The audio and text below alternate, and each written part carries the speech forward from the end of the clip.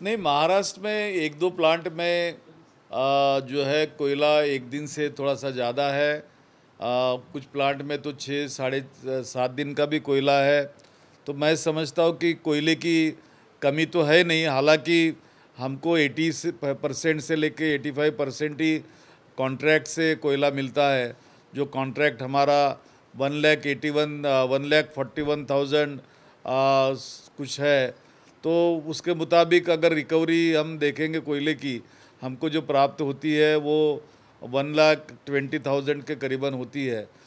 लेकिन इसके बावजूद भी हम उसका नियोजन करते हैं। हमारे जो भी अधिकारी है, कर्मचारी है, वो कोयले की खदानों पे बैठे हैं, कोयले रेलवे के साइडिंग पे बैठे हैं, कोयले के मुख्यालय में बैठे हैं, रेलवे के मुख्यालय में बैठे हैं, रीजनल ऑफिसेज में भी बैठे हैं। और हमने उसकी माइक्रो प्लानिंग की है, सूक्ष्म नियोजन किया है। और उसके तहत कोयले का कितना भी कमी आई तो भी हम उसको आगे बढ़ाएंगे और पावर जो है जनरेट करेंगे और उसके मातहत महाराष्ट्र को लोड शेडिंग से बचाने का पूरा प्रयास हम करेंगे और कर रहे हैं। उसके लिए बरसात में भी हमको पता है कि कोयले का हमको कैपेसिटी बढ़ाना पड़ेगा, स्टॉक बढ़ाना पड़ेगा। और उसके लिए भी हमने इंपोर्टेड कोल की भी सहायता ली है। हालांकि कोयला काफ़ी महंगा है, फिर भी हम उसको ले रहे ताकि उसका ब्लेंडिंग करके हम देसी और विदेशी कोयले से हम हमारे बिजली के ग्राहकों को राहत दिला सके। और उसका पूरा प्रयास हम जारी है। लेकिन यह सब करते वक्त हम पे पैसे का भी एक तनाव आता है। इसलिए जो भी बिजली के ग्राहक है उनसे मेरी आपके माध्यम से उनसे मेरा अनुरोध है, उनसे निवेदन है कि वे कृपया बिजली अगर यूज करते हैं उसका उपयोग करते हैं।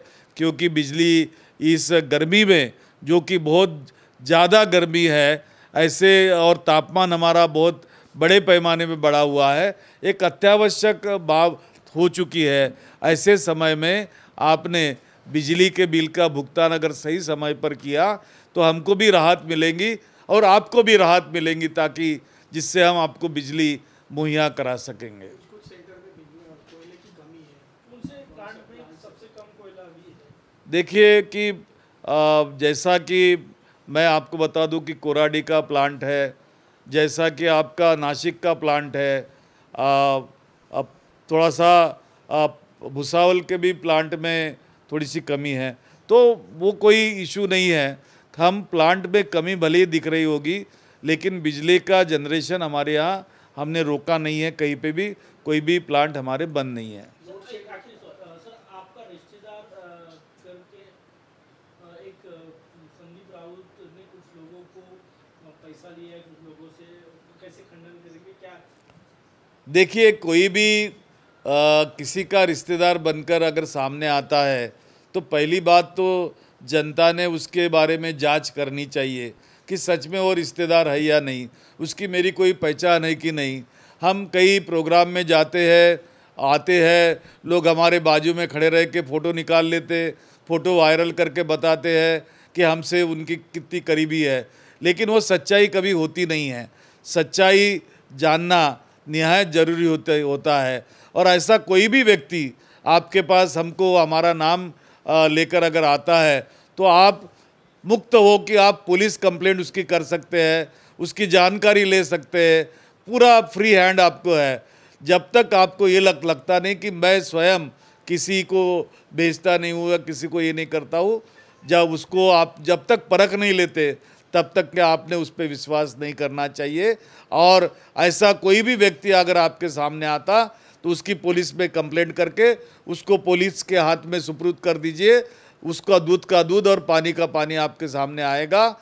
जिस संदीप नाम के व्यक्ति ने मेरे नाम का यूज़ करके अपना भतीजा बताने की कोशिश की, उस पर सख्त कार्रवाई करने के आदेश मैंने दिए हैं। हमने पुलिस कंप्लेंट की है और वो निश्चित रूप से पुलिस के सलाखों के, जेल के सलाखों के पीछे आपको नज़र आएगा। सर, महाराष्ट्र क्या लोड शेडिंग मुक्त होने की बात करते महाराष्ट्र लोड शेडिंग मुक्त ही है।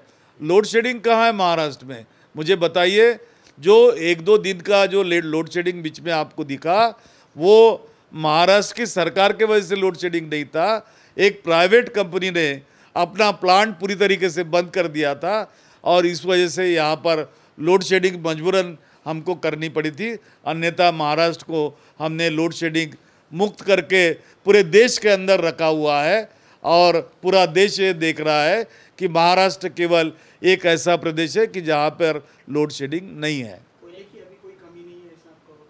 कोयले की कमी तो है, कोयले की कमी नहीं है ऐसा मैं बिल्कुल नहीं कह सकूँगा। कोयले की कमी है, इसलिए हमको इम्पोर्टेड कोल भी लेना पड़ रहा है और इसकी जानकारी केंद्र सरकार को भी है, राज्य सरकार को भी है। और इन तमाम कोयले के और बिजली के संकट के समय में महाराष्ट्र की महाविकास आघाड़ी सरकार के मुख्यमंत्री, महाविकास आघाड़ी के सरकार के उप मुख्यमंत्री, प्रदेश के अर्थ मंत्री और प्रदेश के कांग्रेस का नेतृत्व ये हमारे साथ पूरी ताकत से खड़ा है। इसलिए महाराष्ट्र को हम लोड शेडिंग मुक्त महाराष्ट्र बनाने में सफल हुए। इसमें मेरे ऊर्जा विभाग के, बिजली विभाग के कर्मचारी, अधिकारी, अभियंता और यूनियन, इनका भी सहयोग मुझे प्राप्त हो रहा है। मैं उनको भी तमाम लोगों को धन्यवाद देना चाहूँगा, आभार व्यक्त करना चाहूँगा कि उनका पूरा सहकार्य मुझे मिल रहा है। सर, केंद्र सरकार से कितनी मदद हुई है आपको? केंद्र सरकार भी इस पे नज़र रखे हुए है। जो भी केंद्र सरकार हमको कोयला दे रही है, हम उसका स्वागत कर रहे हैं। हालांकि जितना प्रतिशत हमें मिलना चाहिए था, उतना प्रतिशत जो हमारे साथ लिंकेजेस है उसके तहत मिलना चाहिए था, मिल नहीं रहा। लेकिन मिल तो रहा है, चल तो रहा है, तो काम तो हम चला ही रहे हैं और हम चलाएंगे।